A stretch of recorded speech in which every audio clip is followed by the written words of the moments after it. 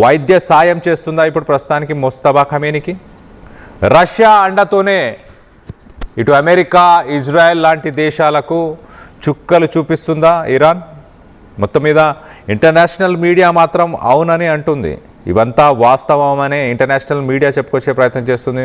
ఒక్కసారి మనం చూస్తే కనుక ఇటు కువైట్కి సంబంధించిన ఒక న్యూస్ పేపర్ అల్ జరీదా అనే ఒక న్యూస్ పేపర్లో ఇటు చాలా క్లియర్గా ముస్తఫా ఖమేనీని రష్యాకి ట్రాన్స్ఫర్ చేశారు, అక్కడ ఆయనకి మెడికల్ ట్రీట్మెంట్ జరుగుతుంది అంటూ మొదట ఇటు కువైట్కి సంబంధించిన ఒక న్యూస్ పేపర్ అల్ జరీదా అనే ఒక న్యూస్ పేపర్ ప్రస్తుతానికి ఒక ఆర్టికల్ రాయడం జరిగింది. దాని తర్వాత ఇటు ఇజ్రాయెల్కి సంబంధించిన news papers, European news papers, అలాగే వెస్టర్న్ మీడియా ఇవన్నీ కూడా ప్రస్తుతానికి ముస్తఫా ఖమేనీ రష్యాలోనే ఉన్నాడు, ఆయనకి మెడికల్ ట్రీట్మెంట్ అవుతుంది అక్కడ అంటూ ఇటు వెస్టర్న్ మీడియా కూడా రాసుకొచ్చింది.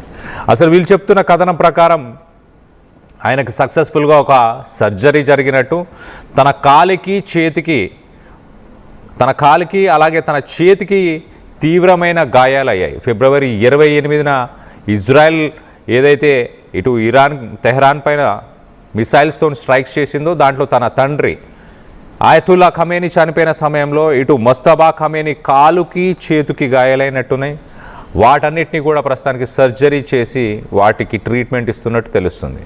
మరో పక్కన ఇటు ముస్తఫా ఖమేనీ రష్యాలో ఎక్కడున్నాడు ఆ డిస్కషన్, ఆ లొకేషన్ గురించి కూడా కొంచెం చర్చ నడుస్తుంది.